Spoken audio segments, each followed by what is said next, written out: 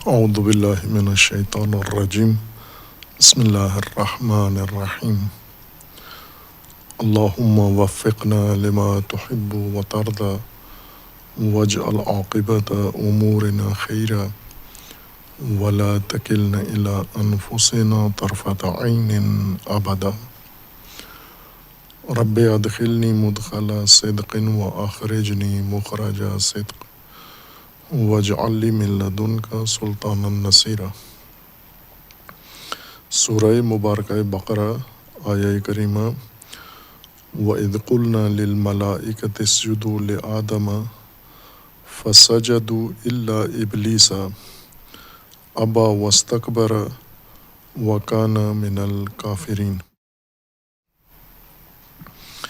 اللہ تبارک و تعالیٰ نے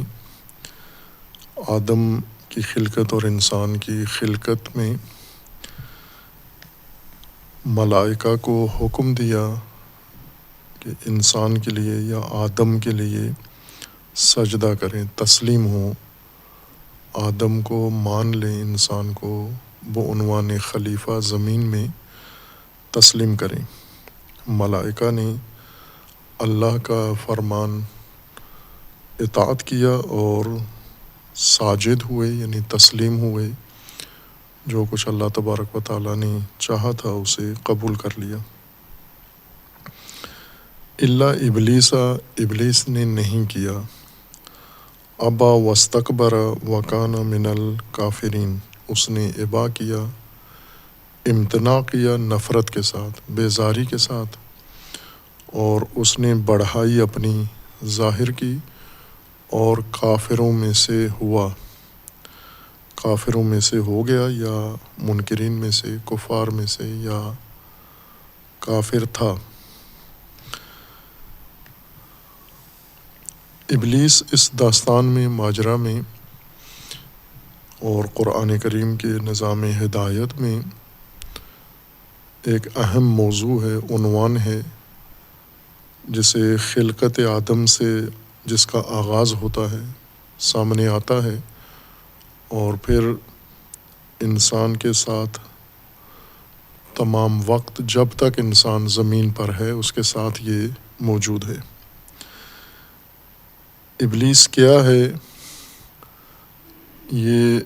قرآن کریم نے ذکر کیا ہے مختلف صورتوں میں اور آیات میں۔ ابلیس کے متعلق روایات میں تفاصیل ہیں، اور اسی طرح ابلیس کے متعلق، ابلیس کا دوسرا عنوان شیطان، ان دونوں عناوین کے متعلق ادیان و مذاہب کی آراء و افکار و اقوال بھی موجود ہیں، اور ابلیس و شیطان کے بارے میں علوم کی تحقیقات بھی موجود ہیں۔ ہم پہلے قرآن میں جائزہ لیتے ہیں کہ قرآن ابلیس کسے کہہ رہا ہے، کیا خصوصیات ابلیس کے لیے قرآن کریم نے ذکر کی ہیں، کن امور کو ابلیس کی طرف نسبت دی ہیں، اعمال اس کے کیا ہیں، اور رد عمل ابلیس کا کہاں ہے اور کیسے ہے۔ مجموعی طور پر ان خصوصیات سے ابلیس کی حقیقت سامنے آ جاتی ہے۔ اگر ہم باقی امور کو اس میں شامل نہ کریں، یعنی مخلوط نہ کریں، باقی اقوال کو، آراء کو و علوم کے دیگر منابع کے تحقیقات کو، صرف قرآن کریم کو دیکھیں تو قرآن نے ابہام نہیں رکھا ابلیس کے بارے میں بھی اور شیطان کے بارے میں بھی، اور چونکہ انسان کی زندگی سے ایک بڑا گہرا تعلق ہے ابلیس و شیطان کا، اور بہت سارے انسانی انجام ابلیس و شیطان کی طرف منسوب ہیں، بلکہ یوں کہیں کہ جس طرح قرآن نے اسے عدو کہا ہے، عدو مبین کہا ہے، اور انسان کی گمراہی کا سب سے بڑا ذریعہ قرار دیا ہے، انسان کی تباہی کا سب سے بڑا عامل اس کو قرار دیا ہے۔ اس لیے اسے سمجھنا اور اس کی حقیقت سمجھنا ضروری ہے۔ قرآن کریم کی تفاسیر کے ضمن میں ہی جو کچھ بیان ہوا ہے وہ سب تفسیر نہیں ہے یا تبیین قرآن نہیں ہے، مطالب مختلف منابع سے اس کے ذیل میں بیان کیے گئے ہیں۔ تو نتیجہ یہ نکلا ہے کہ ملائکہ کی طرح ابلیس بھی ناشناختہ ہے، ناقابل فہم ہے، ناقابل رسائی ہے، اور جس کی شناخت ہی ممکن نہیں ہے، جس کی حقیقت ہمیں معلوم نہیں ہے، لیکن وہ شدید ترین شر ہم تک پہنچاتا ہے اور انسان کی تباہی کا سب سے بڑا ذریعہ ہے۔ اس سے نجات کیسے ممکن ہے جب اس کی شناخت نہیں ہو سکتی، جب اس کی تشخیص نہیں ہو سکتی، جب اس کے بارے میں انسان فقط نام جانتا ہے اور نام سے آگے تشخیص نہیں دے سکتا، اس کے وجود کو ادراک نہیں کر سکتا کہاں ہے کہاں نہیں ہے، اور اس کے طریقہ کار کو یا انسان کو ضرر و نقصان پہنچانے کے طریقہ کار کو انسان اگر نہیں سمجھ سکتا تو ظاہر ہے کہ اس سے یقیناً انسان نہیں بچ سکتا، محفوظ نہیں رہ سکتا۔ لیکن قرآن کریم نے ایسا ابہام نہیں چھوڑا، قرآن نے جو مطلب ضروری تھا اس پہلو کے لیے اسے بیان کیا ہے، ابلیس کے عنوان سے بھی اور شیطان کے عنوان سے بھی۔ ابلیس کے متعلق متعدد آیات کے اندر اللہ تبارک و تعالیٰ نے انسان کی رہنمائی کی ہے، اس کی خصوصیات ذکر کی ہیں کہ ابلیس انسان کو کس طرح سے ضرر پہنچاتا ہے اور پہنچا سکتا ہے۔ سورہ طٰہٰ میں آیا 116 کے اندر، اور اس کے بعد اللہ تبارک و تعالیٰ نے پھر داستان ابلیس کو بیان کیا ہے مومنین کے لیے، انسانوں کے لیے۔ سورہ طٰہٰ آیا 116 اور اس کے بعد چند آیات ہیں۔ وَإِذْ قُلْنَا لِلْمَلَائِكَةِ اسْجُدُوا لِآدَمَ فَسَجَدُوا إِلَّا إِبْلِيسَ أَبَىٰ فَقُلْنَا يَا آدَمُ إِنَّ هَٰذَا عَدُوٌّ لَكَ وَلِزَوْجِكَ فَلَا يُخْرِجَنَّكُمَا مِنَ الْجَنَّةِ فَتَشْقَىٰ إِنَّ لَكَ أَلَّا تَجُوعَ فِيهَا وَلَا تَعْرَىٰ وَأَنَّكَ لَا تَظْمَأُ فِيهَا وَلَا تَضْحَىٰ فوسوس الیہ الشیطان قال یا آدم هل ادلک علی شجرۃ الخلد وملک لا یبلی فاکلا منها فبدت لہما سوءتہما فطفقا یخصفان علیہما من ورق الجنہ وعصی آدم ربہ فغوی ثم اجتباہ ربہ فتاب علیہ وہدی قال اہبطا منها جميعا بعضكم لبعض عدو فإما يأتينكم مني هدى فمن تبع هداي فلا يضل ولا يشقى ومن أعرض عن ذكري فإن له معيشة ضنكا ونحشره يوم القيامة أعمى۔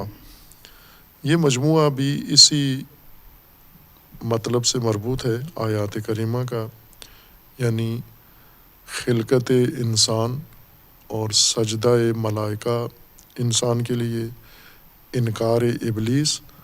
اور پھر اس کے لوازمات اور اس کے عواقب، اس کے اثرات جو بعد میں قرآن کریم نے ذکر کیے ہیں۔ وَإِذْ قُلْنَا لِلْمَلَائِكَةِ اسْجُدُوا لِآدَمَ، یعنی آپ دہرائیں یا یاد کریں، ذہن میں حاضر کریں اس منظر کو جب اللہ تبارک و تعالیٰ نے ملائکہ کو آدم کے لیے سجدہ کا حکم دیا، یعنی تسلیم ہونے کا حکم دیا، ماننے کا حکم دیا۔ سجدہ صلاتی یا سجدہ عبادی نہیں تھا، بلکہ سجدہ اپنے لغوی معنی کے اعتبار سے تسلیم ہونا، مان لینا، قبول کر لینا، اور قبول بھی تمام رضایت کے ساتھ، خضوع کے ساتھ یا پوری آمادگی کے ساتھ کسی مطلب کو قبول کر لینا، بادل ناخواستہ کسی بات کو مان لینا، یہ سجدہ نہیں ہے۔ اور اس کے شواہد پیش کیے تھے کہ اعراب کہاں کہاں لفظ سجدہ استعمال کرتے ہیں، یعنی جہاں پر کوئی بوجھ، کوئی ذمہ داری لینے کے نتیجے میں جو جھکاؤ پیدا ہوتا ہے، جیسے اگر اونٹ پر سواری لینا چاہیں تو اونٹ جھکتا ہے پہلے تاکہ سوار کو اپنی پشت پر بیٹھنے کا موقع دے۔ یہ جھکنا سوار کو اپنی پشت پر لینے کے لیے یہ سجدہ ہے، یہ تسلیم ہونا، یہ ساجد ہے، یہ ابل یا اونٹ۔ ہر نیت کے ساتھ جھکنا یہ نہیں ہے سجدہ، جھکنا نہیں ہے۔ سجدہ کا معنی جھکنا نہیں ہے، سجدہ کا معنی ہے یا ذمہ داری لے کر ذمہ داری کے نتیجے میں جھکنا، یعنی ذمہ داری کو ادا کرنے کے لیے آمادگی رکھنا، جو ذمہ داری آ گئی ہے دوش پر، جیسے کھجور کا جھک جانا ہے، سجدہ نخلا کا جب اس پہ پھل لگ جاتا ہے تو اس کے نتیجے میں وہ شاخ جھک جاتی ہے، یا ابل کا جھکنا تاکہ وہ سوار کو اپنے اوپر لے سکے۔ یعنی کسی کی جانب سے اگر کوئی ذمہ داری آ رہی ہے، کوئی عہد کسی دوسرے کے ذمہ آ رہا ہے اور وہ اسے قبول کر لے، تسلیم ہو جائے، اس کے سامنے جھک جائے، مان لے، اسے سجدہ کہتے ہیں۔ اور اس کے مقابل حالت قرآن نے ابا، انکار ذکر کیا، یعنی یہ ذمہ داری لینے کے لیے تیار نہ ہونا اور اسے قبول نہ کرنا اور اسے نہ ماننا، یہ ابا ہے۔ وَإِذْ قُلْنَا لِلْمَلَائِكَةِ اسْجُدُوا لِآدَمَ فَسَجَدُوا، جب اللہ نے ملائکہ کو حکم دیا تسلیم ہونے کا، وہ تسلیم ہو گئی۔ الا ابلیس ابا، ابلیس نے سجدہ نہیں کیا، تسلیم نہیں ہوا، قبول نہیں کیا۔ آدم سے متعلق جو ذمہ داری اللہ نے ملائکہ کو دی وہ ابلیس نے قبول نہیں کی، اس کے سامنے تسلیم نہیں ہوا، ماننے کے لیے تیار نہیں ہوا۔ فقلنا یا آدم ان ھذا عدو لک، تو فوراً اللہ تبارک و تعالیٰ نے انکار ابلیس کے ابا و انکار ابلیس کے وقت آدم کو متوجہ کیا کہ یہ تیرا دشمن ہے، ان ھذا عدو لک، یہ تیرا دشمن ہے، ولزوجک، اور تیرے ساتھی کا یا تیری زوجہ کا یہ دشمن ہے۔ فلا یخرجنکما من الجنۃ فتشقا، اس کا دھیان رکھنا ہے کہ یہ آپ کو جنت سے خارج نہ کر دے اور مشقت میں نہ ڈال دے، زحمت و تکلیف میں نہ ڈال دے۔ خطرہ بھی بتا دیا کہ یہ دشمن ہے، اور اس دشمن کا خطرہ تمہارے لیے یہ ہے کہ یہ تمہیں جنت سے نکال دے گا اور مشقت والی زندگی میں ڈال دے گا، تکلیف اور زحمتوں میں ڈال دے گا آپ کو۔ اور اس سے بچنے کے لیے جو آپ کو دھیان رکھنا ہے، ان لک اللہ تجوع فیہا ولا تعری، اب ظاہراً یہاں تو اللہ تبارک و تعالیٰ نے آدم کو حکم دیا ہے اپنی حفاظت کے لیے کہ تجھے اس جنت میں، باغ میں جو چیزیں اپنے لیے حفاظت کے لیے رعایت کرنی ہے، وہ بھوک ہے اور پیاس ہے اور عریانی ہے۔ وَأَنَّكَ لَا تَظْمَأُ فِيهَا وَلَا تَضْحَىٰ، اور پیاس ہے اس میں اور دھوپ۔ اب اکثر مترجمین نے اس کا معنی خبر کی صورت میں کیا ہے، یعنی اس میں تجھے بھوک نہیں لگے گی، جنت میں پیاس بھی نہیں لگے گی، عریانی بھی نہیں ہوگی، اور اسی طرح دھوپ بھی آپ کو نہیں لگے گی، پرسکون رہو گے۔ لیکن آدم علیہ السلام کو خطاب ہے اللہ تبارک و تعالیٰ کی طرف سے کہ اگر شیطان تیرا دشمن ہے، تجھے جنت سے نکالے گا، اور تیری جو خصوصیات ہیں جن سے وہ آئے گا، نزدیک آئے گا، وہ بھوک ہے، وہ پیاس ہے، وہ دھوپ ہے، یعنی سختیاں جو ہو سکتی ہیں ممکنہ، وہ سختیاں ہیں۔ اگر آپ نے ان کا احساس کیا تو پھر شیطان کی زد میں آ جائیں گے۔ فوسوس الیہ الشیطان، اب ابلیس یا شیطان میں عنوان بدل گیا ہے، دوسرا عنوان اللہ تبارک و تعالیٰ نے ابلیس کے لیے بیان فرمایا ہے۔ شیطان نے وسوسہ کیا، وہی ابلیس ہے جسے پہلے بیان کیا تھا کہ یہ آپ کو جنت سے نکالے گا، اب شیطان کے طور پر اس نے وسوسہ کیا، یہ خیال ڈالا آدم علیہ السلام کے ذہن میں، یہ رجحان یا دھیان ڈالا کہ یہ کام آپ کو کرنا چاہیے۔ وسوسہ یہ تھا، قال یا آدم هل ادلک علی شجرۃ الخلد وملک لا یبلی، اے آدم کیا میں رہنمائی کروں آپ کو شجرۃ الخلد کی طرف، یعنی اس درخت کی طرف جو درخت خلد ہے، جس کا پھل کھانے سے آپ ہمیشہ کے لیے زندہ رہیں گے، باقی رہیں گے، اور آپ کو فنا نہیں آئے گی، موت نہیں آئے گی، ان مخلدین میں سے بن جائیں گے آپ۔ وَمُلْكٍ لَا يَبْلَى، اور آپ کو ایک ایسے ملک اقتدار کی طرف میں رہنمائی کروں کہ جو کبھی بھی ختم ہونے والا یا سست پڑنے والا یا پوسیدہ ہونے والا نہیں ہے، کیا میں اس کی طرف آپ کی رہنمائی کروں؟ اب داستان کو مختصر کر کے قرآن کریم نے فرمایا کہ فَأَكَلَا مِنْهَا، اور پھر آدم نے اور حضرت حوا نے علیہم السلام وہ کھا لیا، وہ شجرہ جو شیطان نے کہا تھا کہ یہ نہیں، یہ میں آپ کو رہنمائی کرتا ہوں، شجرہ خلد اور شجرہ ملک ہے، اس کی طرف میں رہنمائی کرتا ہوں، ان دونوں نے وہ تناول کر لیا۔ فَأَكَلَا مِنْهَا فَبَدَتْ لَهُمَا سَوْءَتُهُمَا، دونوں کی شرمگاہیں ظاہر ہو گئیں، جو پہلے ڈھانپی ہوئی تھیں، چھپی ہوئی تھیں اور پردے میں تھیں، دونوں کی شرمگاہیں نمایاں ہو گئیں، عویدہ ہو گئیں۔ وَطَفِقَ يَخْصِفَانِ عَلَيْهِمَا مِنْ وَرَقِ الْجَنَّةِ، اور وہ کوشش کرنے لگے کہ اپنی شرمگاہوں کو درختوں کے پتوں سے، باغ کے درختوں کے پتوں سے چھپائیں، اپنے آپ کو پتے چپکانے لگے اپنے جسم پر اور پردہ اور پوشش بنانے لگے۔ وَعَصَىٰ آدَمُ رَبَّهُ فَغَوَىٰ، آدم نے اپنے رب کی فرمان کو ٹھکرا دیا، نافرمانی کر دی اور بہک گئے، اس شیطان کے بہکاوے میں آ گئے۔ فَغَوَىٰ ثُمَّ اجْتَبَاهُ رَبُّهُ فَتَابَ عَلَيْهِ وَهَدَىٰ، پھر اس کے بعد اور مختصر کر دیا یہاں اس آیت میں، مطلب جب کہ دیگر آیات میں اسے تفصیل سے بیان کیا، یا یہاں سے زیادہ وضاحت ہے کہ اللہ تبارک و تعالیٰ نے پھر انہیں زمین پر اتار دیا، اور اس کے بعد پھر آدم علیہ السلام کو خداوند تبارک و تعالیٰ نے منتخب کیا اور توبہ کی توفیق دی، مہلت دی، اور پھر اس کے بعد ہدایت دی آدم علیہ السلام کو۔ قال اہبطا منہا جمیعاً، اللہ تبارک و تعالیٰ نے حکم دیا کہ دونوں یہاں سے جنت سے چلے جاؤ، آپ حبوط کرو۔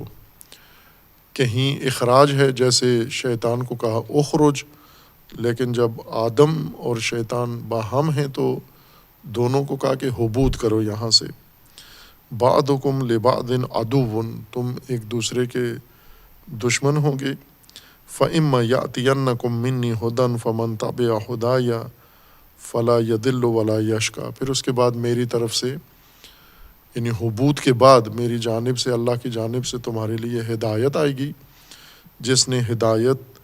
اختیار کی وہ گمراہ نہیں ہوگا اور وہ مشقت میں نہیں پڑے گا۔ وَمَنْ أَعْرَضَ عَنْ ذِكْرِي، اور جس نے اس ہدایت و ذکر و تذکر سے اعراض کیا، روگردانی کی، فَإِنَّ لَهُ مَعِيشَةً ضَنْكًا، اس کی زندگی بہت دشوار ہو جائے گی، تنگ ہو جائے گی۔ وَنَحْشُرُهُ يَوْمَ الْقِيَامَةِ أَعْمَىٰ، اس نافرمان کو قیامت کے دن ہم اعمیٰ، نابینا محشور کریں گے، اور یہ اس وقت احتجاج کرے گا قال رب لما حشرتنی اعمی وقد کنت بصیرا، یہ کہے گا کہ مجھے حشر میں اللہ سے مجھے نابینا کیوں اٹھایا ہے، جب کہ میں تو دنیا میں زندگی میں بینا تھا، بصیرت والا تھا۔ اس وقت اللہ تبارک و تعالیٰ کا جواب آئے گا، قال کذالک اتتک آیاتنا فنسیتھا، تو نابینا اس وجہ سے ہے کہ ہم نے اپنی نشانیاں تیرے سامنے رکھیں اور تو انہیں بھول گیا۔ وَكَذَلِكَ الْيَوْمَ تُنْسَىٰ، آج اللہ نے تجھے فراموش کر دیا ہے، تو نے زندگی میں ہدایت فراموش کی ہے، آج تو فراموش ہو گیا ہے۔ خب ان آیات کریمہ میں بھی ابلیس کی خصوصیات ذکر کی گئی ہیں۔ ایک تو ابا ہے جو پہلے آیات میں بھی آیا ہے، یعنی انکار نفرت کی بنیاد پر، اور پھر اس کے بعد انکار تسلیم ہونے سے، نفرت کے ساتھ، بیزاری کے ساتھ، جس کا اس نے اظہار کر بھی دیا دیگر آیات میں کہ یہ مٹی کا بنا ہوا ہے اور فلاں مادے سے بنا ہوا ہے، میں آگ سے بنا ہوا ہوں، میں برتر ہوں، استکباریت بھی اس نے دکھائی۔ دوسری خصوصیت جو اللہ تبارک و تعالیٰ نے اس آیہ کریمہ میں سورہ طٰہٰ میں شیطان کے لیے، ابلیس کے لیے ذکر کی ہے، وہ عداوت ہے، کہ یہ عدو ہے آدم کا و زوج آدم کا، حوا کا و آدم دونوں کا یہ دشمن ہے۔ تیسری خصوصیت ابلیس کی یہ ذکر کی ہے، فلا یخرجنکما من الجنۃ فتشقی، یہ آپ کو جنت سے نکال سکتا ہے۔ اس کو جو مہلت دی گئی ہے، اس کو جو گنجائش دی گئی ہے، اس کے مطابق یہ آدم کو اور زوجہ آدم کو جنت سے اخراج کر سکتا ہے۔ اور اخراج جنت کا مطلب یعنی مشقتوں کی زندگی میں دھکیل سکتا ہے، تکلیف دہ زندگی تمہارے لیے فراہم کر سکتا ہے یا تمہیں اس میں لے جا سکتا ہے۔ اب آدم علیہ السلام کو ہے کہ ان لک اللہ تجوع فیہا ولا تعریٰ، یہ بتا بھی دیا کہ کہاں سے آئے گا آپ کے ساتھ جو ہمدردی ظاہر کرے گا یا قربت اختیار کرے گا، جو آپ کے اندر طبیعی فطری آپ کی خصوصیات ہیں، ضروریات ہیں، جیسے بھوک ہے، پیاس ہے، گرمی ہے، انہی امور کے ذریعے سے آپ پر واردات کرے گا، اور آپ کو ان چیزوں کا دھیان رکھنا ہے۔ ان لک لا تجوع فیہا ولا تعریٰ، ابھی یہ نہیں کہا کہ آپ جنت میں جائیں، اور اس آیہ کریمہ میں آپ اور آپ کی زوجہ جنت میں جائیں، وہاں زندگی بسر کریں، اور وہاں پر آپ کو آسائشیں میسر ہوں گی، آپ کو بھوک وہاں پر نہیں لگے گی، آپ کو پیاس نہیں لگے گی، آپ کو دھوپ نہیں لگے گی، آپ کو کوئی اور مشقت نہیں ہوگی، پردہ دری نہیں ہوگی آپ کی۔ دیگر آیات میں پہلے یہ فرمایا ہے کہ آپ جو، جیسے سورہ مبارکہ بقرہ کی آیہ کریمہ 34، اس کے بعد جو آیت ہے اس میں یہی ہے کہ آدم، آپ اور آپ کی زوجہ جنت میں جائیں، وہاں زندگی شروع کریں، اور اس زندگی میں پھر فرمایا کہ اس شجرہ کے قریب نہ جانا۔ لیکن اس آیہ میں یہ بتائے بغیر کہ آپ کو جنت میں اسکان دیا جا رہا ہے، سکونت کا حق دیا جا رہا ہے، یہ فرمایا ہے کہ یہ آپ کا دشمن ہے، اور یہ جنت سے آپ کو نکال کے تکلیف دہ زندگی میں دھکیل دے گا، اس کا خیال رکھنا ہے۔ اور خیال یہ ہے کہ ان لک اللہ تجوع فیہا ولا تعریٰ وانک لا تظمأ فیہا ولا تضحیٰ، یہ امور چہارگانہ یہ آپ نے رکھنے مد نظر کہ یہاں سے آئے گا آپ کی طرف، آپ کو جنت سے محروم کرنے کے لیے، اور ایسا ہی کیا اس نے۔ فوسوس الیہ الشیطان، آدم نے، شیطان نے، اب یہاں خصوصیت دیگر جو ابلیس کے لیے ذکر کی گئی ہے وہ عنوان شیطان ہے، کہ یہ شیطان بھی ہے، اور شیطان کی حیثیت سے اب اس نے وسوسہ کیا آدم کو۔ وسوسہ قلبی خیال ہے جو دل میں انسان کے آتا ہے، اس نے وسوسہ کیا، یہ خیال ڈالا، یہ نیت، یہ رجحان، خواہش پیدا کی اس نے، اور یہ کہا ساتھ قال یا آدم حل ادلک علی شجرۃ الخلد، کہ یہاں پر طریقہ واردات بھی بتا دیا گیا کہ ابلیس انسان کو کیسے گمراہ کرتا ہے، بہکاتا کیسے ہے، کس راستے سے انسان کے اوپر وارد ہوتا ہے۔ اور وہ یہ ہے کہ آدم کو فرمایا کہ میں تجھے رہنمائی کرتا ہوں اس جنت میں ایک درخت کی طرف جو شجرۃ الخلد ہے، یعنی جس کے کھانے سے جو مخلوق کھا لے اس نے مرنا نہیں ہے، اس نے ختم نہیں ہونا، فانی نہیں ہونا ہے۔ وَمُلْكٍ لَا يَبْلَى، اور میں آپ کو رہنمائی کرتا ہوں اس ملک کی طرف، اس سلطنت کی طرف جو نہ ختم ہونے والی ہے، یا اس اقتدار کی طرف جو نہ ختم ہونے والا ہے۔ فَأَكَلَا مِنْهَا، دونوں نے کھا لیا، آدم و زوجہ آدم نے، وہ شجرہ خلد جس کو شیطان نے خلد کہا تھا اور اللہ نے جس کو شجرہ ممنوعہ قرار دیا تھا، ان دونوں نے وہ تناول کر لیا۔ فَبَدَتْ لَهُمَا سَوْءَتُهُمَا، اب یہاں پر ان پہلا اثر جو اس تناول سے، شجرہ کھانے سے اور اس کا پھل کھانے سے انہیں ملا، ان کی شرمگاہیں ننگی ہو گئیں، ظاہر ہو گئیں، جو پہلے پوشیدہ تھیں اب یہ نمایاں ہو گئیں۔ وَاتَّفِقَا یخصفان علیہما من ورق الجنہ، تو دونوں جب احساس ہو گیا کہ اس کھانے سے کیا اثر ان کے جسم پر ظاہر ہو رہا ہے، شرمگاہیں دونوں کی عریان ہو گئیں، تو یہ دونوں درختوں کے پتوں سے اس کو ڈھانپنے لگے، چھپانے لگے، پردہ پوشی کرنے لگے۔ وہ پردہ جو اللہ نے ڈالا ہوا تھا وہ شجرہ کھانے سے ختم ہو گیا ان کا۔ عصا آدم ربہ فغوا، یہ بھی اس کا ایک حصہ ہے اس داستان کا۔ ابھی ہم بس ابلیس میں کر رہے ہیں، چونکہ آیہ کریمہ میں ہے کہ جب اللہ نے ملائکہ کو حکم دیا آدم کو سجدہ کریں، انہوں نے کیا، یعنی آدم کے سامنے تسلیم ہوئے، لیکن ابلیس نہیں ہوا، اس نے ابا کیا اور بڑائی دکھائی، بڑائی ظاہر کی اور انکار کیا اس نے۔ وہ ابلیس کیا ہے، اس کی خصوصیات کیا ہیں؟ اب یہاں اس آیہ کریمہ میں سورہ طٰہٰ میں ابلیس کی خصوصیات بیان کی اور اس نے آدم کو کس طرح سے بہکایا۔ عصا آدم ربہ فغوا، وہ حکم جو اللہ نے دیا تھا لا تقربا ہذہ الشجرہ، یہ فرمان تھا، یہ فرمان آدم نے نظر انداز کر دیا، اس حکم کو نظر انداز کر لیا، اپنے رب کے حکم کو، فغوا، اور بہک گئے، اس کے بہکاوے میں آ گئے، شیطان کے، چونکہ اللہ نے جس چیز کو منع کیا ہوا تھا انہوں نے اس کو انجام دے دیا، انہوں نے اس کو تناول کر لیا اور کھا لیا، ممنوعہ کھانا۔ پھر اس کے بعد اس کے آثار ہیں،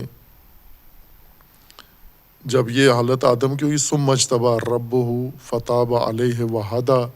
پھر اس کے بعد حبوط ہوا، آدم زمین پر آئے، وہ مشقت شروع ہوئی، اور اس کے بعد انہوں نے توبہ کی، اور توبہ کے بعد اللہ تبارک و تعالیٰ نے توبہ قبول کی، اور پھر اس کے بعد انہیں ہدایت فرمائی اور خدا نے انہیں چن لیا۔ قال اہبطا منہا جمیعا بعضکم لبعض عدو،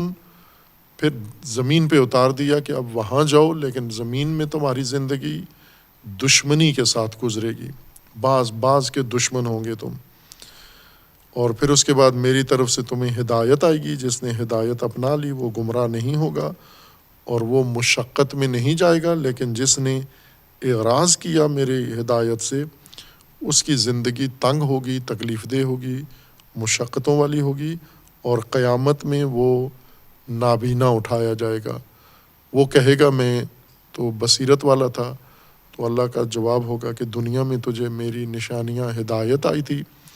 تو نے اس کو نظر انداز کیا ہے، اب یہاں پر تو نظر انداز ہو گیا ہے، اس لیے تو یہاں پر نابینا ظاہر ہوا ہے اور اٹھایا گیا ہے۔ خوب اس آیہ کریمہ میں بھی ابلیس کی مزید وضاحت کر دی گئی ہے کہ ابلیس کیا چیز تھی اور اس نے کس طرح سے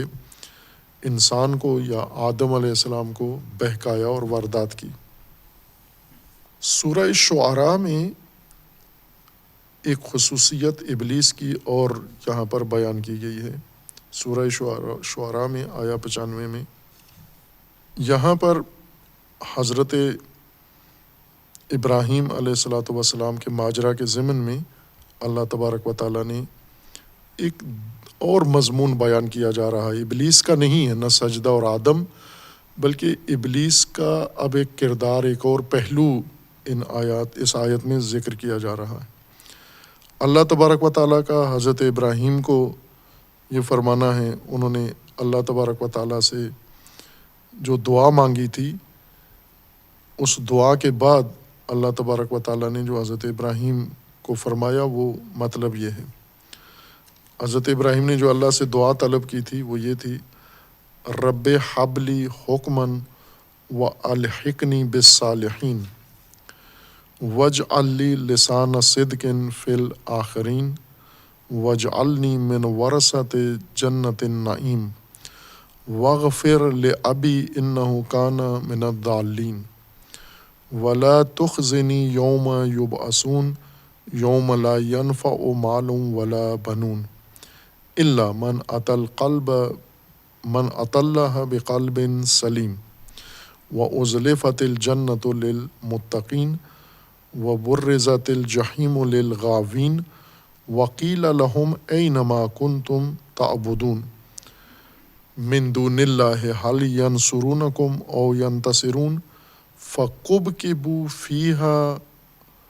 ہم والغاوون وجنود ابلیس اجمعون، کہ یہاں پر یہ ذکر کیا گیا ہے کہ جو بھی قلب سلیم کے ساتھ، دل تسلیم کے ساتھ، نفس تسلیم کے ساتھ اللہ کے سامنے حاضر ہوگا، وہ آخری انجام اس کا کیا ہوگا، کس طرح ہوگا، بہشت میں ہوگا، جنت میں ہوگا، متقین کے لیے جو تیار کی گئی ہے۔ اور جو ایسا نہیں ہوگا، وبرزت الجحیم للغاوین، وہ گمراہ لوگ، بہکے ہوئے لوگ، بھٹکے ہوئے، اللہ کی اطاعت سے نکلے ہوئے لوگ،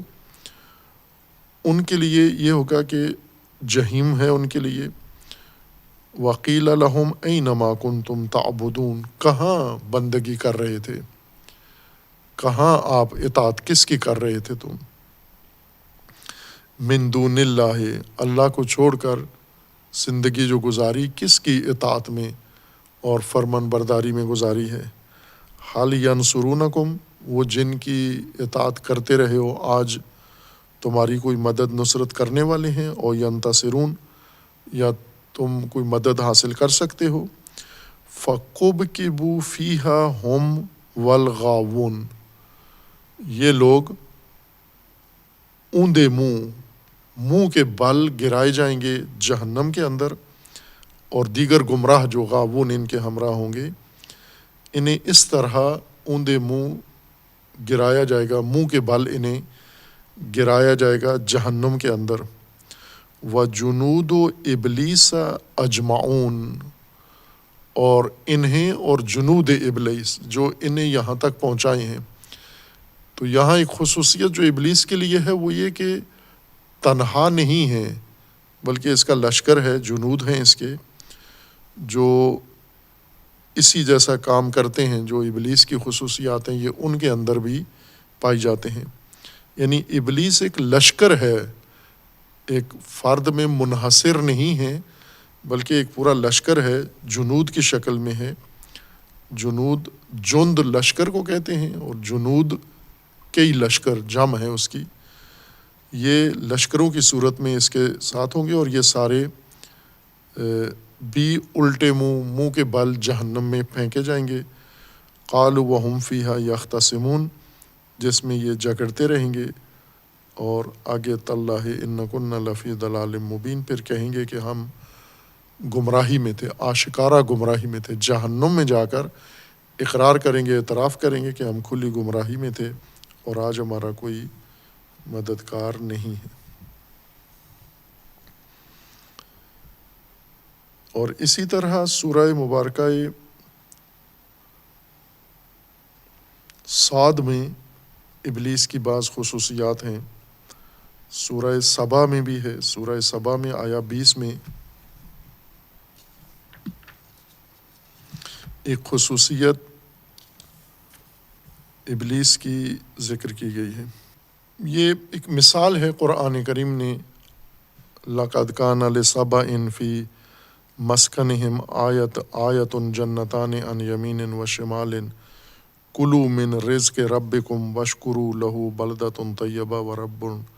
غَفُورٌ فَأَعْرَضُوا فَأَرْسَلْنَا عَلَیْہِمْ سَیلَ الْعَرِمِ وَبَدَّلْنَاهُمْ بِجَنَّاتِهِمْ جَنَّتَیْنِ ذَوَاتَیْ أُکُلٍ خَمْطٍ وَعَسَلٍ وَشَیْءٍ مِّن سِدْرٍ قَلیلٍ۔ مثال دی ہے کہ آبادی تھی اور اس آبادی کے اندر باغات تھے اور ان باغات میں پھل تھے، ہر طرح کا باغ تھا، یمین میں تھا، شمال میں تھا باغ ان کا۔ پھر اس میں یہ کھا رہے تھے اور انہیں کہا گیا تھا کہ اللہ کا شکر بجا لو، یہ بلدہ طیبہ ہے اور رب غفور تمہیں میسر ہے۔ لیکن فَأَعْرَضُوا، انہوں نے اس آبادی میں کفران کیا، شکر نہیں کیا۔ پھر اللہ تبارک و تعالیٰ نے ان پر سیلاب بھیجا اور اس نے ان کے وہ باغات سارے تباہ کر دیے۔ پھر اس کے بعد جو جنگل ابھرا وہاں پر وہ زہریلی چیزیں اور خطرناک چیزیں اور نقصان دہ وبا پھیلانے والی چیزیں ان کے لیے وہاں پر اگئیں۔ ذَلِکَ جَزَیْنَاهُمْ بِمَا كَفَرُوا وَهَلْ نُجْزَىٰ إِلَّا الْكَفُورَ وَجَعَلْنَا بَيْنَهُ وَبَيْنَ الْقُرَىٰ الَّتِي بَارَكْنَا فِيهَا قُرًى ظَاهِرَةً وَقَدَّرْنَا فِيهَا السَّيْرَ سِیرُوا فِیهَا لَیَالِی وَأَیَّامٍ آمِنِینَ۔ پھر ہم نے ان کے درمیان، آبادیوں کے درمیان اور آبادی بنا دی تاکہ یہ فاصلہ ان کے درمیان پڑ جائے۔ انہوں نے کہا کہ قالوا ربنا باعد بین اسفارنا وظلموا انفسهم فجعلناهم احادیث ومزقناهم کل ممزق ان فی ذلک لآیات لکل صبار شکور۔ نافرمانی کی انہوں نے، اللہ تبارک و تعالیٰ نے جتنی انہیں دنیاوی سہولتیں دی ہوئی تھیں وہ ساری ان سے لے لی۔ یہ جہنم کی بات نہیں ہو رہی، اسی آبادی میں، زمین میں، اپنے گاؤں میں اللہ تبارک و تعالیٰ نے انہیں جن مشکلات کا شکار کیا یہ اس میں مبتلا ہوئے، اور اس کے اندر نشانیاں ہیں ہر صبار شکور کے بارے میں۔ یہاں بھی ابلیس اس آبادی والوں کے ساتھ پھر نظر آتا ہے۔ وَلَقَدْ صَدَّقَ عَلَیْہِمْ إِبْلِیسُ ظَنَّهُ فَاتَّبَعُوهُ إِلَّا فَرِیقًا مِّنَ الْمُؤْمِنِینَ۔ ابلیس بھی ان کے اندر تھا، ابلیس نے بھی ان کو گمراہ کیا، بہکایا، اور اس نے کام یہ کیا اس نے اپنا گمان ان کو سچ کر کے دکھایا۔ وَلَقَدْ صَدَّقَ عَلَیْہِمْ إِبْلِیسُ ظَنَّهُ، ابلیس نے اپنا گمان،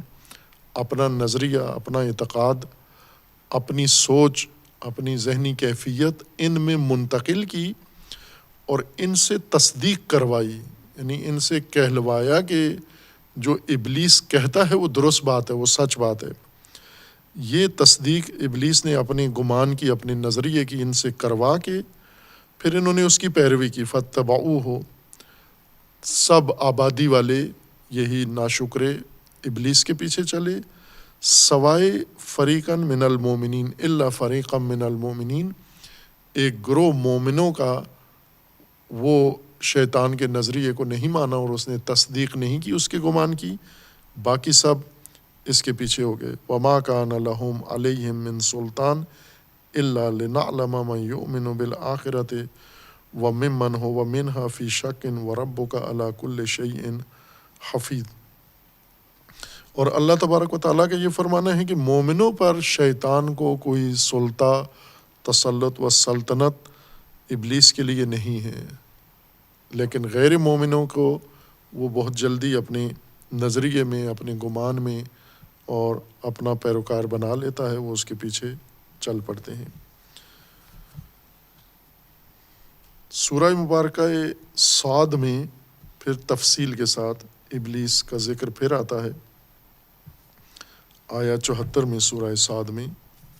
یہ آیا 71 سے یہ مضمون شروع ہوتا ہے کہ پہلے ملائکہ کے بارے میں جو آیات شاہد کے طور پر پیش کی گئی تھی وہاں بھی یہ آیت آئی تھی، اب ابلیس کے ذکر کی وجہ سے اسے دوبارہ پڑھتے ہیں۔ آیا 71 سے بعد اذ قال ربک للملائکۃ انی خالق بشرا من طین، یاد کرو، حاضر کرو ذہن میں وہ منظر جب تیرے رب نے ملائکہ سے کہا کہ میں مٹی سے بشر خلق کر رہا ہوں۔ یہاں آدم نہیں ہے یا لفظ دیگر نہیں ہے، بشر ہے۔ اب ملائکہ کو بھی جس کے سجدہ کا حکم ہے وہ بشر آ گیا ہے، یہاں آدم کا لفظ نہیں ہے۔ اور 3 الفاظ اللہ تبارک و تعالیٰ نے خلقت و خلافت کے انسان کے بارے میں ذکر کیے ہیں، ایک انسان ہے، ایک بشر ہے اور ایک آدم ہے، اور تینوں میں کوئی فرق نہیں ہے۔ معنی کے لحاظ سے فرق ہے لیکن مصداق کے لحاظ سے کوئی فرق نہیں ہے۔ جس کو انسان کہا جا رہا ہے اسی کو بشر بھی کہا جا رہا ہے، اور جسے بشر کا عنوان دیا گیا ہے وہی آدم بھی ہے، یعنی تینوں کا جو مصداق ہے وہ ایک ہے لیکن خصوصیات مختلف ہیں۔ جس وجہ سے یہ آدم ہے وہ اور خصوصیت ہے، جس وجہ سے یہ بشر ہے وہ اور خصوصیت ہے، اور جس وجہ سے یہ انسان ہے وہ علیحدہ خصوصیت ہے۔ یہ اذ قال ربک للملائکۃ انی خالق بشرا من طین، بشر مٹی سے بنا رہا ہوں۔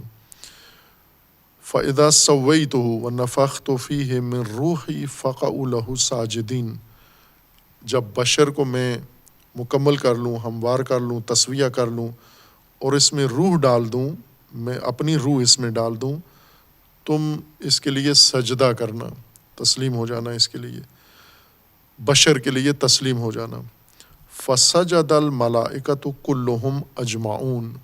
تمام ملائکہ، جمیع ملائکہ، تاکید کے ساتھ، ملائکہ بھی جمع ہیں، کلہم تاکید کے ساتھ، و اجمعون، سب ملائکہ نے آدم کو تسلیم کیا، آدم کے سامنے جھکے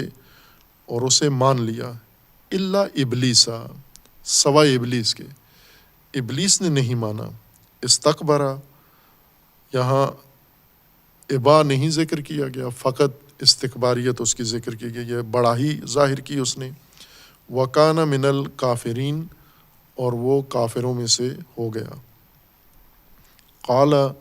یا ابلیس ما منعک ان تسجد لما خلقت بیدی، اللہ تبارک و تعالیٰ نے ابلیس کو اب خطاب کیا، پہلے عمومی تھا کہ سب سجدہ کریں، اب ابلیس کو خطاب ہے کہ تو نے کیوں نہیں کیا سجدہ جس کو میں نے اپنے ہاتھوں سے بنایا ہے، جسے میں نے اپنے ہاتھوں سے خلق کیا ہے، اسے تو نے سجدہ نہیں کیا، اسے تسلیم نہیں کیا، اس کے سامنے نہیں جھکا، اسے قبول نہیں کیا تو نے۔ استکبرت ام کنت من العالین، ان دو میں سے کون سی وجہ تھی، سبب تھی؟ آیا تو مستکبر ہے، بڑائی اپنی برتری ظاہر کرنا چاہتا ہے، یا اپنے آپ کو آدم سے برتر سمجھتا ہے اس لیے تو نے آدم کے سامنے سجدہ نہیں کیا، تسلیم نہیں کیا؟ یا تو عالین میں سے ہے، ان بلند مرتبہ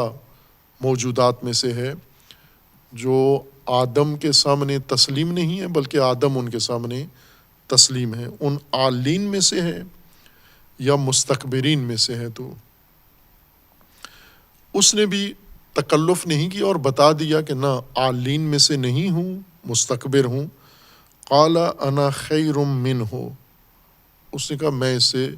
بہتر ہوں، میں خیر ہوں۔ خلقتنی من نار و خلقتہ من طین،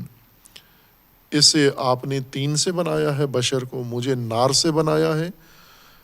اور جو مادہ خلقت کا میرا ہے وہ برتر ہے اس سے،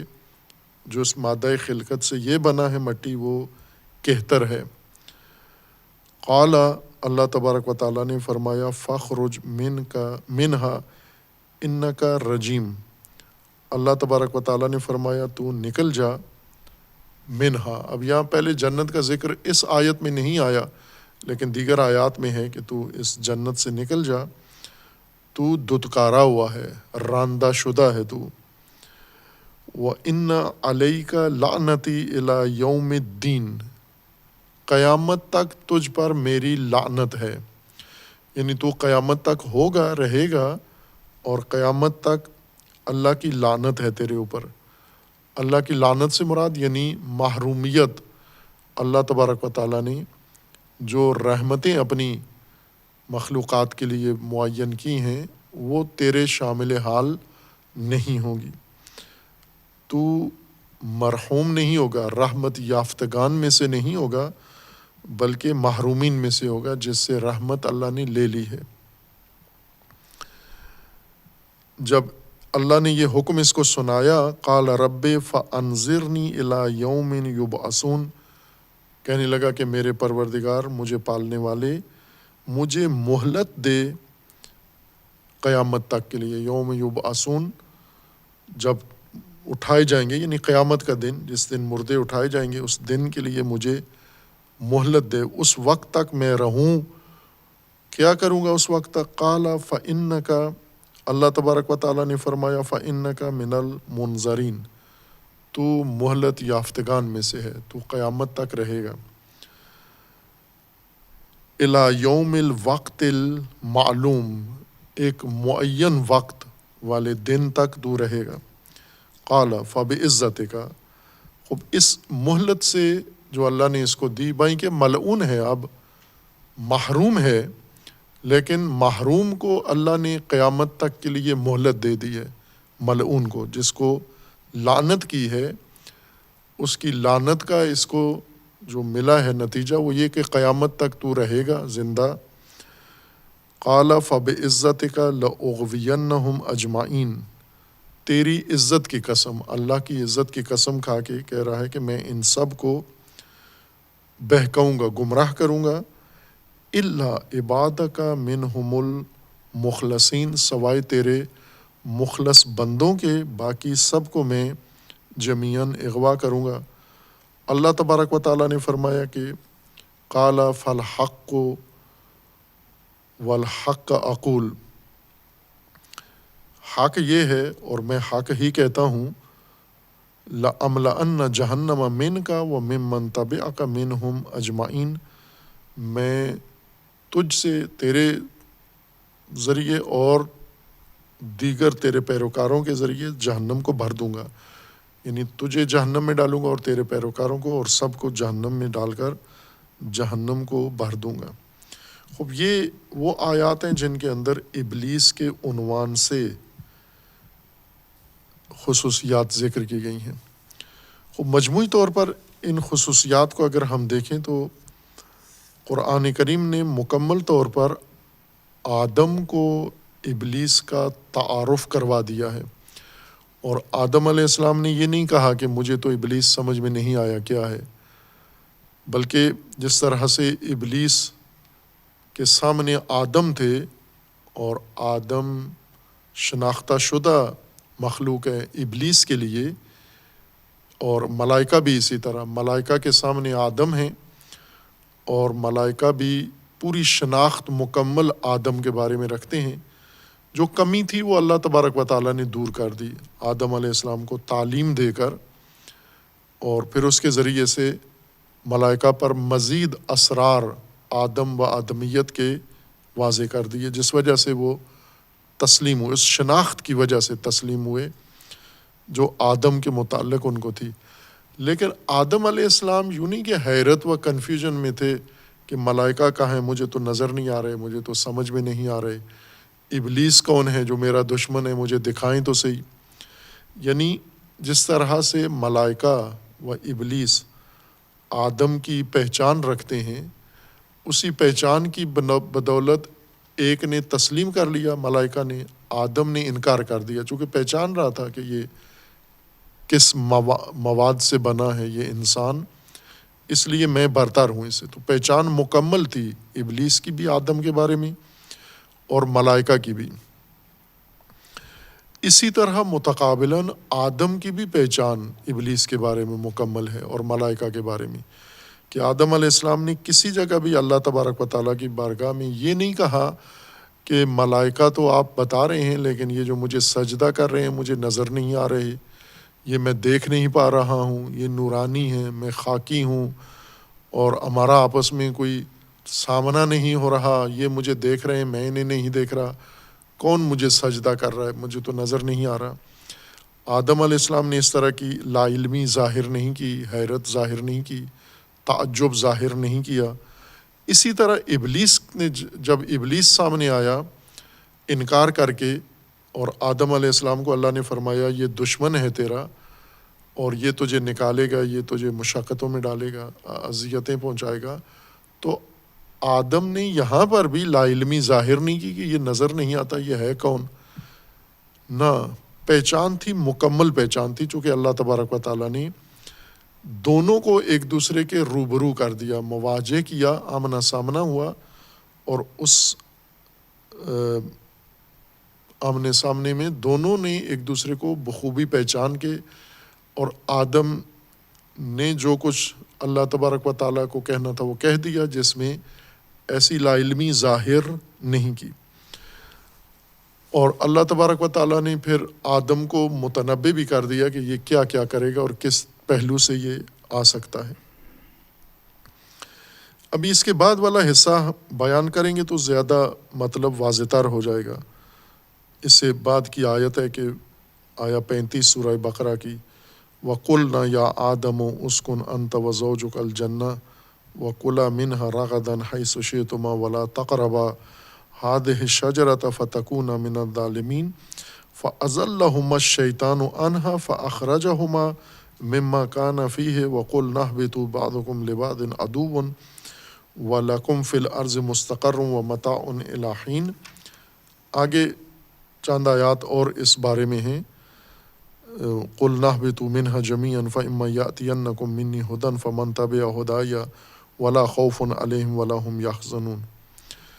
خوب، یہاں تک یہ ساری داستان اسی موضوع کے متعلق ہے، خلقت آدم، ملائکہ اور ابلیس۔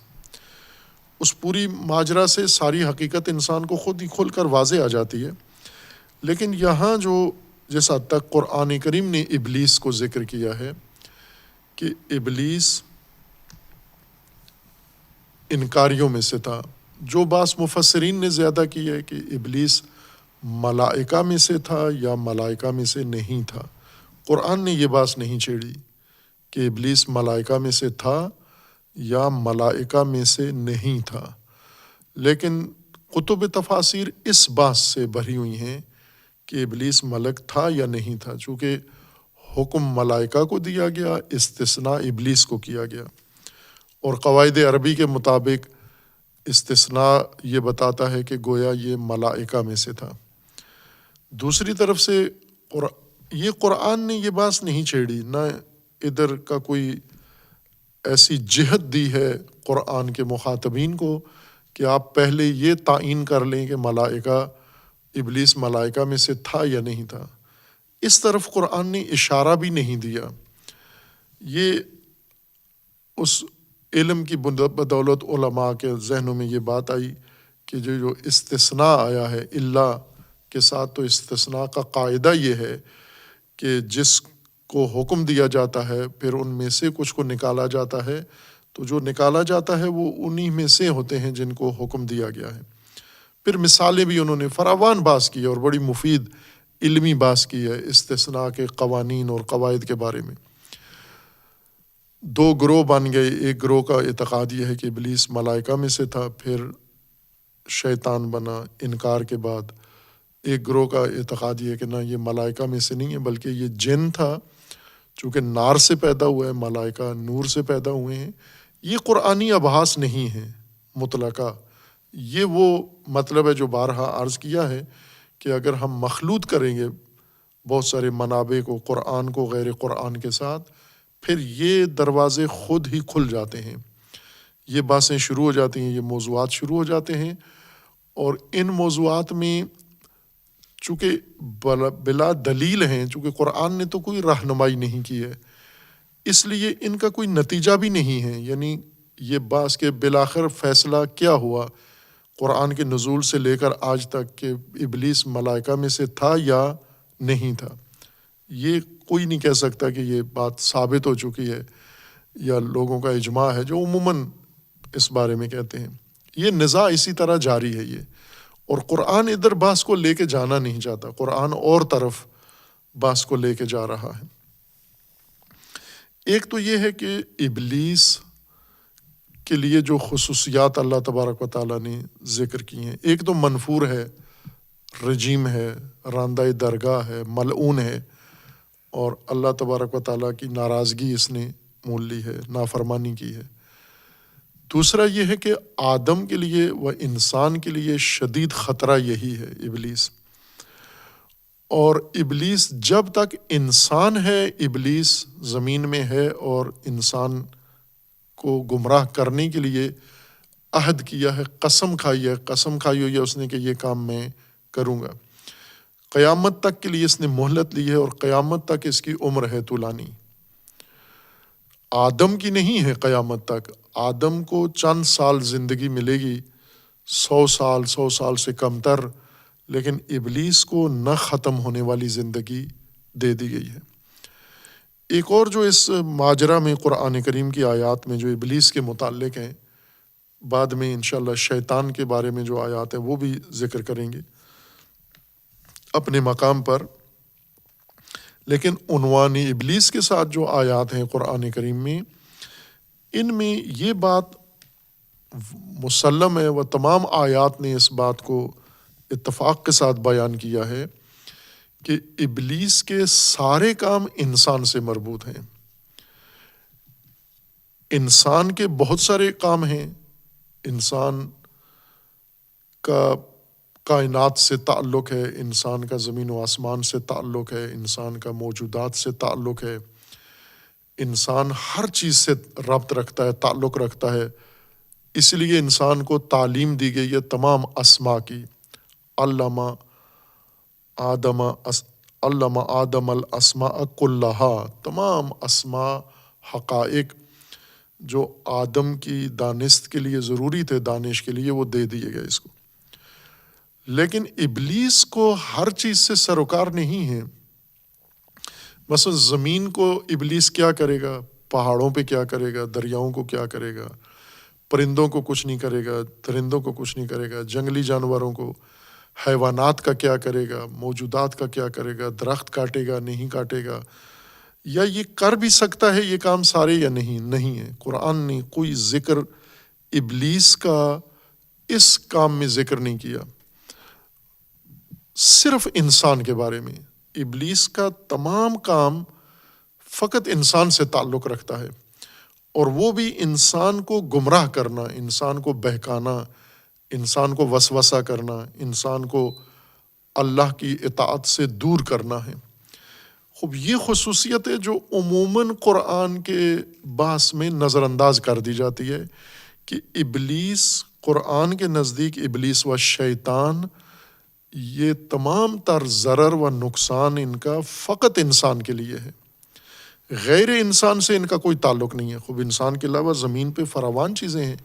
جبکہ انسان کا ہر چیز سے تعلق ہے۔ انسان جنگلات سے بھی تعلق ہے، درختوں سے بھی تعلق ہے، انسان کا پانی سے، پہاڑوں سے، زمین سے، کھیتوں سے تعلق ہے، پتھروں سے تعلق ہے، اور انسان کر بھی رہا ہے۔ انسان زمین کے اوپر، زمین کے اندر اور زمین سے باہر افلاک تک رسائی حاصل کر رہا ہے۔ ابلیس کا کوئی اور کام نہیں ہے، ویلا ہے بالکل، سوائے انسان کے اور کسی چیز سے اس کا کوئی تکوینی ربط بھی نہیں ذکر کیا گیا۔ مثلا نار سے بنا ہے تو خود نار کے بارے میں بھی کوئی اس کے نہیں لکھے گا کہ آگ جلاتا ہے، آگ بجھاتا ہے، نہ، صرف یہ کہا گیا ہے کہ اس نے اظہار کیا کہ میں نار سے بنا ہوں، برتر ہوں، اپنی برتری کی دلیل کے طور پر۔ لیکن جو خود مہلت مانگ رہا ہے، جو اللہ نے اس کو مہلت دی ہے، یہ سب صرف انسان سے مختص ہے۔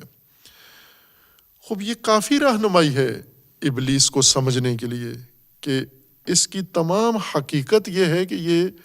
انسان کے ساتھ اس کا تعلق ہے، اور انسان کے بارے میں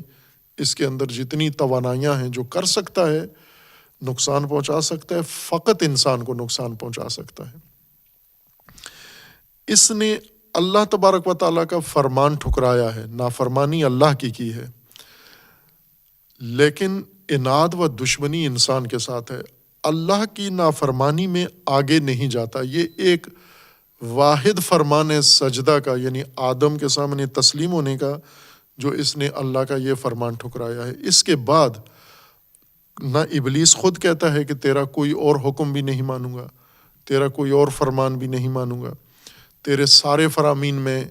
یعنی اللہ کے ساتھ ضد میں نہیں آیا ہوا، اللہ کے سامنے تسلیم ہے، اللہ کو ربی کہہ کر پکارتا ہے اور اللہ سے مانگتا ہے، طلب کرتا ہے، مطالبہ کرتا ہے، دعا کرتا ہے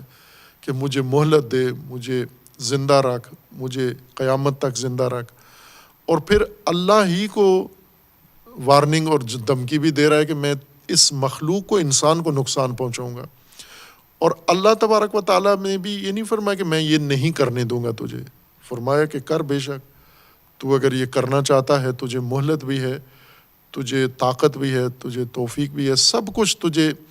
انسان کو گمراہ کرنے کے لیے شیطان نے، ابلیس نے جو اللہ سے مانگا وہ اللہ نے دے دیا اس کو، ایک چیز بھی رد نہیں کی۔ اور اس کے بجائے انسان کو یہ نہیں کہا کہ جب ابلیس تیری طرف آئے گا، وسوسہ کرے گا تو میں آ کر تجھے روک لوں گا۔ جب یہ کہے گا شجرہ، مثلا آدم کو کہا کہ یہ شجرہ نہیں کھانا، اور آدم کے دل میں آ گیا وسوسہ، تو اللہ آ کر یہ وسوسہ نکال دے آدم سے۔ یعنی جتنی مدد شیطان کی ہو رہی ہے کہ شیطان کو یہ توفیق ہے کہ وہ آدم کے دل میں اتر جائے، تو آدم کو کیوں نہیں متقابل وار کرنے کے لیے کہ شیطان کے اوپر حملہ وار ہو، یا کوئی اور انسان، ابلیس کے اوپر کوئی انسان ایسا ہے جو حملہ وار ہو کے متقابل کارروائی ابلیس کے اوپر کر سکتا ہے؟ یہ بھی قرآن نے ذکر نہیں کیا ہے کہ ابلیس کو بھی کوئی وسوسہ کرے، ابلیس کو گمراہ کرے، ابلیس کو تکلیف دے، ابلیس کو۔ البتہ ابلیس انسان کے ہاتھوں ایک وجہ سے پریشان ہوتا ہے کہ جب اس کی دسترس سے باہر ہو جاتا ہے، جب اس کا فرمان نہیں مانتا ابلیس کا، وہاں رنجیدہ ہو جاتا ہے۔ لیکن انسان کسی جگہ ابلیس کو پکڑ لے، پکڑ کے اس کو جکڑ کے اس کو مار دے، اس کو قتل کر دے، اس کو ختم کر دے، ایسا انسان کے لیے کوئی گنجائش نہیں ہے، نہ ابلیس کو تنگ کرنے کے لیے، نہ ابلیس کو گمراہ کرنے کے لیے، نہ ابلیس کو کسی اور مشکل میں ڈالنے کی توفیق انسان کو نہیں ہے۔ خوب یہ کافی وضاحت ہے قرآن کریم کی، ابہام نہیں ہے۔ اگر ہم مثلاً زیادہ ان جہات میں نہ جائیں، جیسے امیر المومنین علیہ السلام ایک خطبہ میں نہج البلاغہ میں موجود ہے، فرماتے ہیں کہ جدھر قرآن کے امام نہ بنو، قرآن کو اپنا امام بناؤ۔ قرآن جہاں جاتا ہے وہاں تک جاؤ، جہاں قرآن رک جاتا ہے وہاں رک جاؤ، جس طرف قرآن لے کے جاتا ہے وہاں جاؤ، جہاں سے قرآن روکتا ہے وہاں رک جاؤ۔ اگر یہ کام ہم کریں تو ہمیں قرآن کا کوئی مطلب سمجھنے میں پریشانی نہیں ہے، چونکہ کتاب مبین ہے۔ کتاب مبین کو سمجھنے میں کیا دشواری ہے؟ دشواری وہاں پیش آتی ہے کہ جب قرآن کے امام بن جاتے ہیں، قرآن سے آگے نکل جاتے ہیں۔ مثلا جب قرآن خود یہ نہیں وضاحت کر رہا کہ یہ ملائکہ میں سے ہے یا ملائکہ میں سے نہیں ہے، اور ہم نے ساری توانائی اس کے اوپر لگا دی کہ یہ ملائکہ میں سے ہے یا ملائکہ میں سے نہیں ہے۔ اگر ہم فقط قرآنی مطالب پر اکتفا کریں تو جیسے ملائکہ کی حقیقت بہت واضح و روشن ہے، یعنی قابل لمس اور قابل مشاہدہ ہے حقیقت ملائکہ، نہ صرف آدم کے لیے، ہر انسان کے لیے، ہر فرد بشر کے لیے ملائکہ قابل احساس موجود ہیں۔ لیکن جیسا پہلے مثال دی تھی کہ بعض اوقات انسان کسی شخص کی تلاش میں جاتا ہے، تصویر کسی اور کی جیب میں ڈال کے، اور جسے ڈھونڈ رہا ہے اس سے بار بار ملاقات ہوتی ہے۔ مثلا کسی شخص کو ڈھونڈنے کے لیے آپ ریلوے اسٹیشن پہ گئے ہیں، بس اڈے پہ گئے ہیں، ایئرپورٹ پہ گئے ہیں کہ یہ بندہ آ رہا ہے، ہم نے اس کو لینا ہے، اس کا استقبال کرنا ہے، اور وہ بندہ آتا ہے، آپ میں سے گزر کے چلا جاتا ہے، چونکہ آپ کے ذہن میں جو تصویر ہے وہ کوئی اور ہے۔ اس شخص کو آپ بار بار دیکھتے ہیں وہاں پر اس مجمع میں، نہ الیکٹ سلیکٹ کرتے ہیں، نہ اسے پوچھتے ہیں۔ آپ جس کی تلاش میں ہیں وہ تو آیا ہی نہیں ہے اور اس نے آنا بھی نہیں ہے۔ جو آیا ہے اس کے بارے میں آپ کی شناخت نہیں ہے، چونکہ آپ کسی گمان کسی اور کا کر کے بیٹھے ہوئے ہیں۔ یہی کیفیت انسان کے ساتھ ہے کہ ملائکہ سے اس کا روزانہ پالا پڑتا ہے، چونکہ ملائکہ کو اللہ نے اس طرح سے بیان کیا ہے، یہ تو پل پل میں آپ کے ساتھ ہیں، آپ کے دل میں بھی اترتے ہیں، آپ کو مدد نصرت بھی دیتے ہیں، تدبیر امر یہ کرتے ہیں۔ ہر چیز جو کچھ بھی اللہ کے حکم سے زمین پہ انجام پاتا ہے انسان کے لیے یا انسان کے علاوہ، وہ سب کچھ ملائکہ کے توسط سے انجام پاتا ہے۔ اب ہمیں وہ امور نظر آ رہے ہیں جو انجام پا رہے ہیں، لیکن انجام دینے والے نظر نہیں آ رہے، ملائکہ نظر نہیں آ رہے۔ کیوں نہیں نظر آ رہے؟ چونکہ ہم ملائکہ جن کو قرار دیتے ہیں تصویر ہمارے جیب میں ہے، وہ نہیں ہیں یہاں، اور جو کر رہے ہیں یہ کام ہم انہیں ملائکہ سمجھتے نہیں ہیں کہ یہ ملائکہ میں سے ہیں۔ اسی طرح شیطان ہے یا ابلیس ہے کہ ابلیس دن رات ہر انسان کو ستا رہا ہے، بہکا رہا ہے، گمراہ کر رہا ہے مسلسل، اور کوئی روک ٹوک بھی نہیں ہے، کوئی ابلیس کو روکنے والا اللہ نے بھی نہیں روکا ہوا اور کسی اور نے بھی نہیں روکا ہوا، اور انسان کو بھی یہ کہا گیا ہے کہ تو نے اس سے بچنا ہے، اس کے زد سے، اس کے حملوں سے تو نے بچنا ہے۔ اب یہ کیسے ممکن ہے؟ وہ ہمیں نظر بھی نہیں آتا، وہ آن واحد میں تمام پر حملہ ور بھی ہو جاتا ہے، وہ دلوں تک، ذہنوں تک، خیالوں تک رسوخ رکھتا ہے، ہم اس کے نشان قدم بھی نہیں دیکھ سکتے، اس کی خوشبو، بو، بدبو بھی نہیں ہمیں محسوس ہوتی، ہمیں کچھ اس کا سایہ بھی نہیں ہمیں پتہ کہ یہ آتا کہاں سے ہے، یہ جاتا کہاں سے ہے۔ ہمارے لیے ابلیس مجہول مطلق ہے، اور ابلیس کے لیے ہم بالکل بندے ہوئے غلاموں کی طرح اس کے اختیار میں ہیں۔ قرآن نے تو ایسے نہیں ذکر کیا، قرآن نے تو ذکر کیا کہ یہ دو انسان ہے اور ابلیس۔ انسان ابلیس سے بچے گا، بچنا چاہتا ہے اور بچ سکتا ہے، چونکہ اس کو اللہ نے پوری معرفت ابلیس کی کروا دی ہے، اور ابلیس کو یہ طاقت توانائی دے دی ہے کہ تو انسان کو جتنا ستا سکتا ہے وہ ستائے، انسان کو جتنا گمراہ کر سکتا ہے وہ گمراہ کرے۔ خوب، اب ظاہر ہے کہ اس نقطے کو سمجھنے کے لیے، جیسا پہلے بارہا کہا ہے، کہ معنی کیا ہے اب، یعنی اتنی وضاحت کے باوجود نہ ملائکہ قابل فہم ہے ہمارے لیے اور نہ ہی ابلیس قابل فہم ہے۔ وجہ کیا ہے؟ وہ مفروضے جو ہم نے پہلے سے ان قرآنی موضوعات کے بارے میں قائم کر لیے ہیں۔ کہاں سے قائم کیے ہیں؟ اقوال سے، مذہبی ادیان کے فرق و مذاہب نے جو کچھ کہا ہے، جو تصویریں بنا بنا کے ملائکہ کی نشر کی ہیں وہ ہمارے ذہنوں میں ہیں، جو روایات کے اندر جو کچھ روایات میں بیان ہوا ہے وہ تصویریں ہمارے ذہن میں ہیں، اور جو کچھ علوم نے بیان کیا ہے وہ تصاویر ہمارے ذہن میں ہیں۔ اور ہم چونکہ آخر میں قرآن کی طرف آتے ہیں، علوم پڑھ کے قرآن کی طرف آتے ہیں، ذہنیت بنا کے قرآن کی طرف آتے ہیں، پہلے سے ہر چیز کے بارے میں مطلب ذہن میں رکھ کر پھر قرآن کی طرف آتے ہیں، تو جو قرآن ہمیں بتانا چاہتا ہے اس طرف ہمارا دھیان جاتا ہی نہیں ہے۔ ہمارا دھیان اس طرف جاتا ہے جو ہم پہلے تیاری کر کے آئے ہوئے ہیں، سن کے آئے ہوئے ہیں،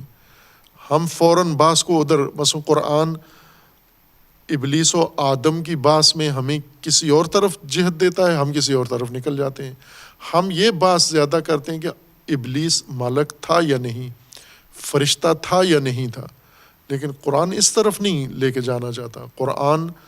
ابلیس و آدم کو اس طرح سے روبرو آپس میں کھڑا کر دیتا ہے، بالکل بلا فاصلہ، کہ ابلیس آدم کی دسترس میں ہے اور آدم ابلیس کی رسائی میں ہے، دونوں ایک دوسرے کی دسترس میں ہیں۔ تو آسان ہے ان کو پہچاننا اور سمجھنا، لیکن یہ اس صورت میں ممکن ہے کہ جب وہ مفروضے جو سنے ہوئے قدیم سے علم کے نام پر، نظریے کے نام پر، عقیدے کے نام پر، ایمان کے نام پر، معلومات کے نام پر، جو دانش کے طور پر ہمارے ذہن میں جو کچھ مواد ہے، وہ ہمیں قرآن کی اس وضاحت کو سمجھنے نہیں دیتا۔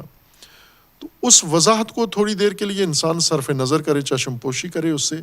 اور صرف یہ سنے تھوڑی دیر خاموش رہ کر، جیسا کہا گیا کہ جب قرآن پڑھا جائے تو خاموش ہو جاؤ، یعنی بالکل سکوت مطلق ہو، ذہن بھی نہ بولے، تخیل بھی نہ بولے، توہم بھی نہ بولے، آپ کا حافظہ بھی نہ بولے، کچھ بھی نہ بولے، صرف قرآن کو بولنے دو۔ قرآن جو کہتا ہے آپ توجہ کے ساتھ سنو کہ قرآن کیا کہتا ہے، پھر دیکھو کہ آیا قرآن کی بات میں کوئی ابہام ہے، کمی ہے، کوئی پیچیدگی ہے، یا سیدھا سادہ مطلب ہے جو اتر سکتا ہے۔ لیکن یہ جو قرآن ایک بات کرتا ہے، بیچ میں ہم مہلت نہیں دیتے قرآن کو بولنے کی، ہم فوراً سوال اٹھا دیتے ہیں۔ وہ سوال جو قرآن نہیں اٹھا رہا لیکن ہم اٹھا رہے ہیں، یعنی ہم نہیں اٹھا رہے بلکہ ہمارے سابقہ جو ذہنیت ہے اس میں جو مواد بھرا ہوا ہے وہ،